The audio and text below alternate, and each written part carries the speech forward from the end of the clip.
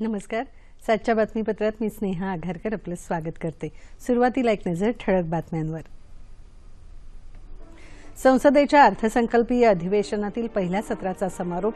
दुसरं सत्र 9 मार्चपासून. पहिल्या सत्रात उत्तम काम झाल्याचा सरकारचा दावा. माजी पंतप्रधान मनमोहन सिंग यांच्या संदर्भात केलेल्या वक्तव्याप्रकरणी पंतप्रधान नरेंद्र मोदी यांनी माफी मागावी. विरोधकांची मागणी. पंतप्रधानांच्या वक्तव्याचा विपर्यास करून काँग्रेस विनाकारण वाद निर्माण करत आहे. संसदीय कामकाज मंत्री अनंत कुमार. स्वस्त धान्य दुकानातून सवलतीच्या दरात धान्य खरेदीसाठी आधार कार्ड बंधनकारक. मात्र आधार कार्ड नसलेल्यांना 30 जूनपर्यंत सवलत. तामिळनाडूतला राजकीय पेचप्रसंग कायम.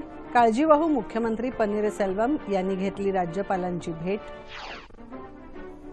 राज्याच्या आणि शेतकऱ्यांच्या सर्वांगीण प्रगतीसाठी डिजिटल माध्यमातून प्रत्येक खेडे जोडणार मुख्यमंत्री देवेंद्र फडणवीस.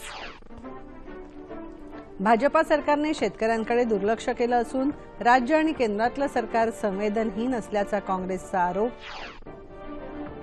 आणि हैदराबाद क्रिकेट कसोटीत भारत भक्कम स्थितीत. कर्णधार विराट कोहली आणि मुरली विजयची शतकी खेळी. नमस्कार. बातम्या विस्ताराने. संसदेच्या अर्थसंकल्पीय अधिवेशनातील पहिलं सत्र आज संपलं. दुसरं सत्र 9 मार्चपासून सुरू होईल. लोकसभेत आज पहिल्या सत्रातल्या शेवटच्या दिवशी अर्थसंकल्पावरच्या चर्चेला केंद्रीय वित्तमंत्री अरुण जेटली यांनी उत्तर दिलं. वस्तू आणि सेवा करामुळे आपली करव्यवस्था सक्षम होईल असं ते म्हणाले.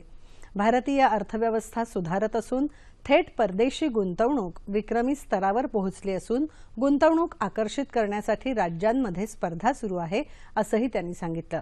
गेल्या 2 वर्षात वित्तीय तुटीबाबतची परिस्थिती सुधारत असल्याचं त्यांनी आकडेवारीच्या आधारे सांगितलं.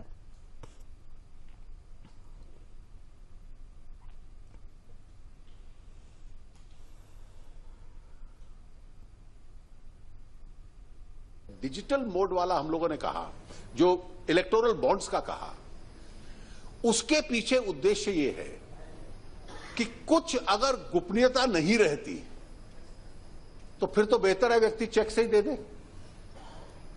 और चेक से देने वाली व्यवस्था में जो डोनर है उसकी आइडेंटिटी पता चलेगी.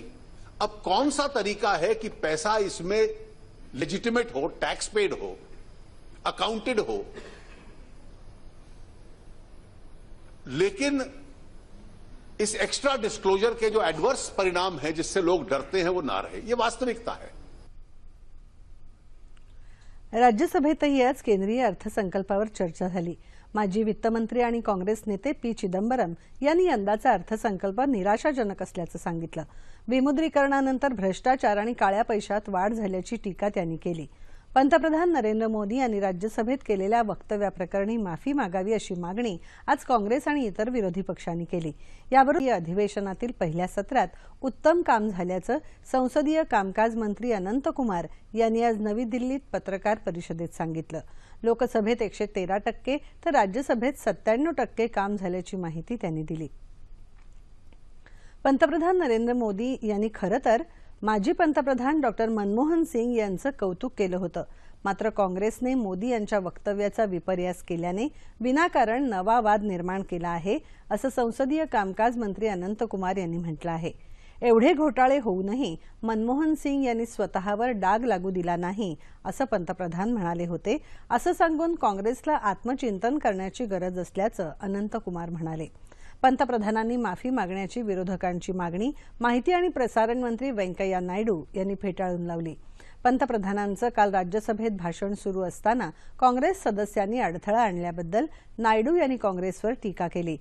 तसंच पंतप्रधान आणि संसदेचा अनादर केल्याबद्दल काँग्रेसने माफी मागावी अशी मागणी नायडू यांनी केली आहे. रेशनच्या म्हणजेच स्वस्त धान्य दुकानातून सवलतीच्या दरात धान्य घेण्यासाठी आधार कार्ड सक्तीचं करण्याचा निर्णय आज सरकारने घेतला. अन्न सुरक्षा कायद्याअंतर्गत 1,40,000 कोटी रुपयांचं लक्ष्य चांगल्या पद्धतीने गाठता यावं यासाठी आणि पारदर्शकतेसाठी हा निर्णय घेण्यात आला. मात्र ज्यांच्याकडे सध्या आधार कार्ड नाही त्यांना अर्ज करण्यासाठी 30 जूनपर्यंत अन्न कायद्याअंतर्गत सवलत देण्यात आली आहे. तामिळनाडूचे काळजीवाहू मुख्यमंत्री पन्नीर सेल्वम आणि अण्णा द्रमुकच्या महासचिव शशिकला या दोघांनीही आपापल्या संख्याबळाचे दावे केले आहेत. काळजीवाहू मुख्यमंत्री पन्नीर सेल्वम यांनी आज राज्यपाल चे विद्यासागर राव यांची राजभवनात भेट घेतली. जवळपास 15 मिनिटं या दोघांमध्ये चर्चा झाली. आपल्याला राजीनामा देण्यास भाग पाडल्याचं पन्नीर सेल्वम यांनी राज्यपालांच्या निदर्शनास आणून दिलं.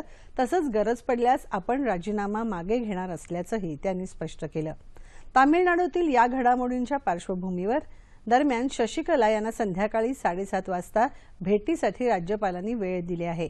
शशिकला यांनी आपल्या समर्थक आमदारांना अज्ञातस्थळी हलवलं आहे, तर पक्षाचे काही खासदार असून राष्ट्रपतींची भेट घेणार ते राष्ट्रपतींसमोर पक्षाच्या आमदारांना सादर करण्याची शक्यता आहे.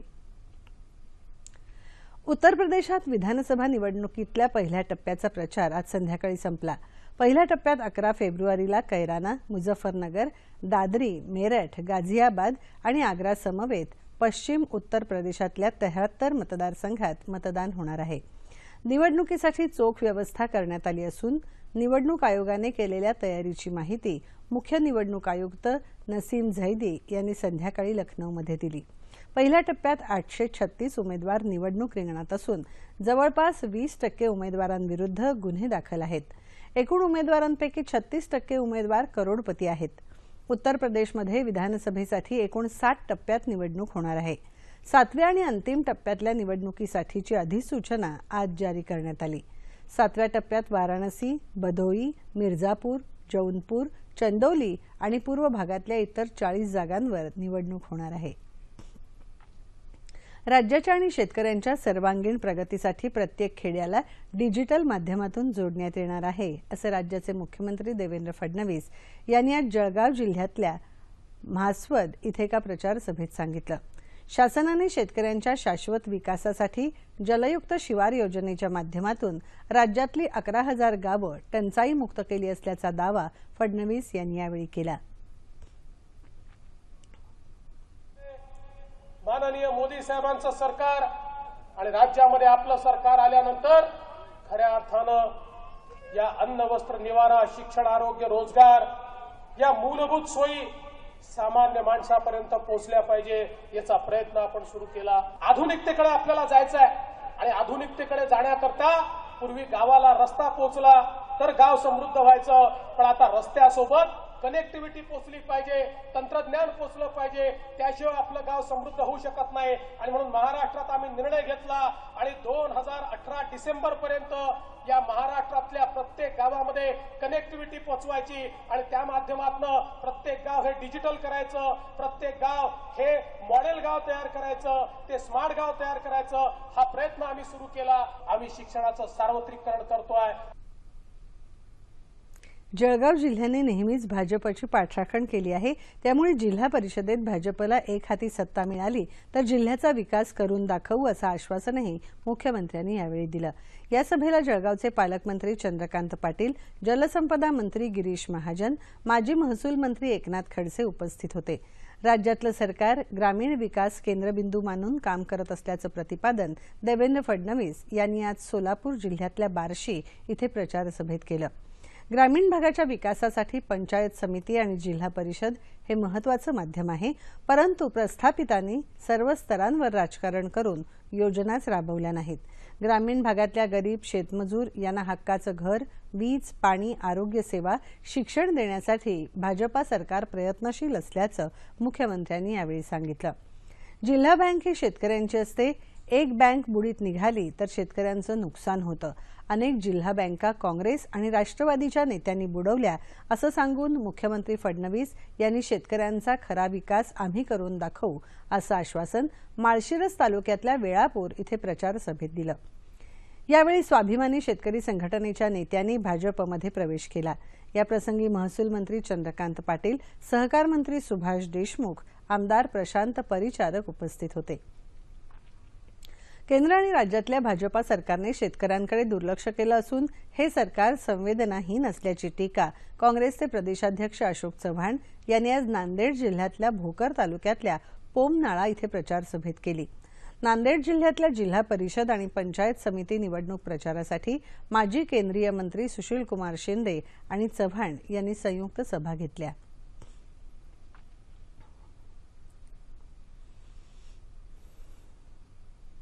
आज माणसाची खरी गरज आहे की आत्महत्या कमी म्हणून की आत्महत्या 100% थांबते असं मी दावा करत नाही।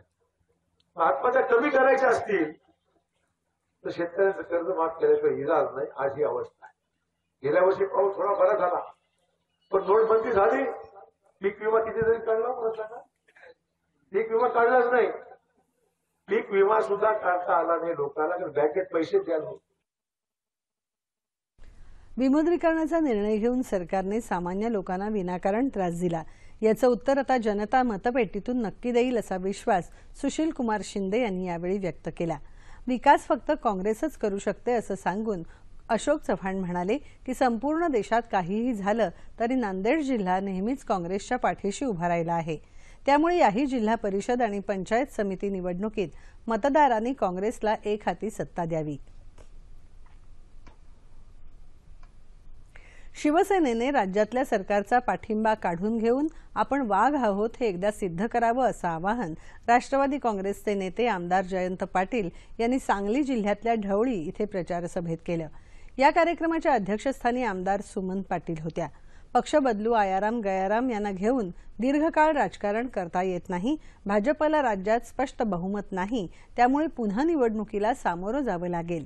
शिवसेनेने सरकारचा पाठिंबा काढून घेतल्यावर भाजपात प्रवेश केलेल्यांना पश्चाताप होईल असंही जयंत पाटील यावेळी म्हणाले। शेतकऱ्यांच्या हितासाठी राज्यातलं सरकार कार्यरत असून यापुढेही जनतेच्या भल्यासाठीच काम करेल असा विश्वास राज्याचे पशुसंवर्धन, दुग्ध विकास आणि मत्स्य व्यवसाय मंत्री महादेव जानकर यांनी आज व्यक्त केला। ते जालना जिल्ह्यातल्या भाटेपुरी इथे राष्ट्रीय समाज पक्षाचे जिल्हा परिषदेचे उमेदवार संतोष कोल्हे यांच्या प्रचार सभेत बोलत होते। राज्यात सध्या भाजप आणि शिवसेना यांच्यात निर्माण झालेल्या वितुष्टाबद्दल जानकर म्हणाले, दोन्ही पक्षांमध्ये समन्वय राखण्याची आपली भूमिका असून युती कायम राहण्यासाठी आपण प्रयत्न करत आहोत। पिंपरी चिंचवड महानगरपालिका निवडणुकीसाठी काँग्रेसचे नेते हर्षवर्धन पाटील यांनी जाहीरनामा आज प्रकाशित केला। पिंपरी चिंचवडच्या जनतेसाठी 24 तास पाणीपुरवठा, पोलीस आयुक्तालय, अनधिकृत बांधकामांविरोधात ठोस पावलं, महिलांसाठी स्वच्छतागृह, शहरातील वाहतूक सक्षम करणे अशा लोकाभिमुख योजना काँग्रेसने जाहीर केल्या आहेत। पिंपरी चिंचवडमध्ये 2,500 कोटींची कामं करण्यात आली असल्याचंही पाटील यांनी यावेळी सांगितलं। लातूर जिल्ह्यातील आरोग्य आणि शिक्षण व्यवस्था सुधारण्यासह रेल्वे सुविधेचाही अंतर्भाव भाजपच्या लातूर जिल्हा परिषद निवडणूक वचननाम्यात करण्यात आला आहे।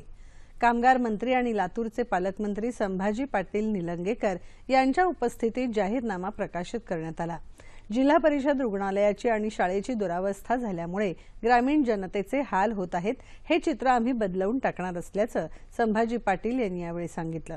लातूरमधल्या तेल कारखान्यात झालेल्या दुर्घटनेची चौकशी करण्यासाठी 5 जणांची समिती नियुक्त केली असून या कारखान्यात कामगारांना सुरक्षेची सर्व साधनं उपलब्ध करून दिली जात नाहीत, तोपर्यंत कारखाना सुरू करण्याची परवानगी दिली जाणार नाही असं कामगार मंत्री संभाजी पाटील यांनी यावेळी स्पष्ट केलं। रेल्वे ही मुंबईची जीवनवाहिनी असून दररोज 74 लाखांहून अधिक प्रवासी रेल्वेने प्रवास करत असतात। त्यांच्या सुरक्षेसाठी पश्चिम रेल्वे बी जिंदा हे जनजागृती अभियान राबवणार आहे, अशी माहिती पश्चिम रेल्वेचे महाव्यवस्थापक जी.सी. अग्रवाल यांनी आज पत्रकार परिषदेत दिली। जीवन हे अमूल्य असून त्याला महत्त्व द्या, त्यासाठी 1 मिनिट स्वतःला द्या या हेतूने 16 फेब्रुवारीला दुपारी 1:30 वाजता बस 1 मिनिट ब्रेक तो बनता है हा उपक्रम पश्चिम रेल्वेच्या चर्चगेट स्थानकावर राबवला जाईल। यात सर्वांनी सहभागी व्हावं असं ते म्हणाले। मे महिन्यापर्यंत हे अभियान सुरू राहील। या जनजागृतीपर लघुकथा, लघुचित्रपटांची निर्मिती नागरिकांनी करावी आणि पश्चिम रेल्वेला पाठवावी असं आवाहन अग्रवाल यांनी यावेळी केलं। रेल्वेतून प्रवास करणाऱ्या दिव्यांग व्यक्तीसाठी सुविधा पुरवणं हे रेल्वेचं कर्तव्यच असून सध्याच्या सुविधांचा दर्जा उंचावण्यासाठी अर्थसंकल्पात वेगळी तरतूद केली जावी अशी सूचना मुंबई उच्च न्यायालयाने आज केली। याविषयी निश्चित योजना बद्ध आराखडा तयार करण्याचे निर्देश एका सामाजिक संस्थेने दाखल केलेल्या जनहित याचिकेच्या सुनावणी दरम्यान न्यायमूर्ती व्ही.एम. कानडे आणि न्यायमूर्ती पी.आर. वोरा यांच्या खंडपीठाने मध्य तसंच पश्चिम रेल्वेला दिले. रेल्वे स्थानकं, प्लॅटफॉर्म तसंच रेल्वे गाड्यांमध्ये दिव्यांग व्यक्तींसाठी पुरेशा सुविधांचा अभाव असल्याचं या याचिकेत म्हटलं होतं. यासंबंधी केलेल्या उपाययोजनांविषयी येत्या 6 आठवड्यात एक अहवाल दाखल करण्याचे निर्देश यावेळी खंडपीठाने मध्य आणि पश्चिम रेल्वेला दिले. मध्य प्रदेशात दहशतवाद विरोधी पथकाने हवाला, फसवणूक आणि इतर बेकायदेशीर कृत्य करणारी टोळी उघडकीला आणली आहे. या टोळीचा पाकिस्तानशी संबंध असून या प्रकरणी 11 जणांना ताब्यात घेतलं असल्याची माहिती दहशतवाद विरोधी पथकाचे महानिरीक्षक संजीव सामी यांनी आज भोपाळमध्ये पत्रकारांना दिली. भिवंडी इथे बस स्थानक परिसरात रिक्षा चालकांनी एसटी चालकाला काल केलेल्या मारहाणीनंतर बस चालकाचा मृत्यू झाला. या घटनेचा निषेध म्हणून भिवंडी एसटी आगारातले सर्वच्या सर्व कर्मचारी काल रात्री 3 वाजल्यापासून संपावर गेले आहेत. एसटी कर्मचाऱ्यांच्या संपामुळे भिवंडी आगारातून आज एकही बस गाडी सुटली नाही. त्यामुळे शहरी आणि ग्रामीण भागात एसटीने जाऊ इच्छिणाऱ्या प्रवाशांचे हाल झाले. बस चालकाला मारहाण करणाऱ्या रिक्षा चालकांवर ताबडतोब कडक कारवाई करावी अशी मागणी भिवंडी एसटी आगार कर्मचाऱ्यांनी केली असून संप सुरू ठेवल्याने अद्याप वाहतूक बंद आहे. पोलिसांनी रिक्षा चालकांवर गुन्हा दाखल केला असून तपास सुरू केला आहे. क्रिकेट. भारत आणि बांगलादेश यांच्यात हैदराबाद इथे आजपासून सुरू झालेल्या कसोटी क्रिकेट सामन्यात आजच्या दिवसाचा खेळ संपला तेव्हा भारताच्या 3 बाद 356 धावा झाल्या होत्या. कर्णधार विराट कोहली 111 धावांसह, अजिंक्य रहाणे 45 धावांसह मैदानात आहेत. मुरली विजय आणि कर्णधार विराट कोहली यांची शतकं आजच्या दिवसाची वैशिष्ट्य ठरली. सकाळी भारताने नाणेफेक जिंकून प्रथम फलंदाजीचा निर्णय घेतला. मात्र बांगलादेशचा जलदगती गोलंदाज तस्किन अहमद यांनी सलामीवीर राहुलला केवळ 2 धावांवर बाद करून भारताला पहिला हादरा दिला. त्यानंतर 3ऱ्या क्रमांकावर आलेल्या चेतेश्वर पुजारा आणि सलामीवीर मुरली विजय यांनी सावध फलंदाजी करत आणखी पडझड होऊ दिली नाही. या दोघांनी दुसऱ्या गड्यासाठी 178 धावांची भक्कम भागीदारी केली. मात्र चेतेश्वर पुजाराचं शतक 17 धावांनी हुकलं. त्याला मेहंदी हसनने 83 धावांवर बाद केलं. हवामान. काश्मीर खोरं आणि लडाख क्षेत्रामध्ये काल पुन्हा हिमवृष्टी झाल्यामुळे या भागात कडाक्याची थंडी पडली आहे. दक्षिण काश्मीरच्या काही भागात तापमान -2°C नोंदवलं गेलं. पहलगाम, गुलमर्ग, कुपवाडा इथेही हिमवृष्टी झाली. राज्यात कोकणातल्या काही भागात किमान तापमानात सरासरीच्या तुलनेत किंचित घट झाली आहे. मध्य महाराष्ट्र आणि मराठवाड्याच्या काही भागात किमान तापमानात सरासरीच्या तुलनेत लक्षणीय वाढ, तर विदर्भाच्या काही भागात किमान तापमानात सरासरीच्या तुलनेत किंचित वाढ झाली आहे. राज्याच्या उर्वरित भागात किमान तापमान सरासरीच्या जवळपास होतं. राज्यात सर्वात कमी तापमान गोंदिया इथे 13.0°C इतकं नोंदलं गेलं. येत्या 36 तासात संपूर्ण राज्यात हवामान कोरडं राहण्याची शक्यता हवामान खात्याने वर्तवली आहे. तापमान अंश सेल्सिअसमध्ये मुंबई 32 आणि 17, नागपूर 34 आणि 14, पुणे 33 आणि 15, औरंगाबाद 32 आणि 19, नाशिक 31 आणि 13, कोल्हापूर 33 आणि 18, रत्नागिरी 31 आणि 18, सोलापूर 35 आणि 18 आणि अमरावती किमान तापमान 15°C. ठळक बातम्या पुन्हा एकदा. संसदेच्या अर्थसंकल्पीय अधिवेशनातील पहिल्या सत्राचा समारोप. दुसरं सत्र 9 मार्चपासून. पहिल्या सत्रात उत्तम काम झाल्याचा सरकारचा दावा. माजी पंतप्रधान मनमोहन सिंग यांच्या संदर्भात केलेल्या वक्तव्याप्रकरणी पंतप्रधान नरेंद्र मोदी यांनी माफी मागावी, विरोधकांची मागणी. पंतप्रधानांच्या वक्तव्याचा विपर्यास करून काँग्रेस विनाकारण वाद निर्माण करत आहे, संसदीय कामकाज मंत्री अनंतकुमार. स्वस्त धान्य दुकानातून सवलतीच्या दरात धान्य खरेदीसाठी आधार कार्ड बंधनकारक, मात्र आधार कार्ड नसलेल्यांना 30 जूनपर्यंत सवलत. तामिळनाडूतला राजकीय पेच प्रसंग कायम. काळजीवाहू मुख्यमंत्री पन्नीरसेल्वम यांनी घेतली राज्यपालांची भेट.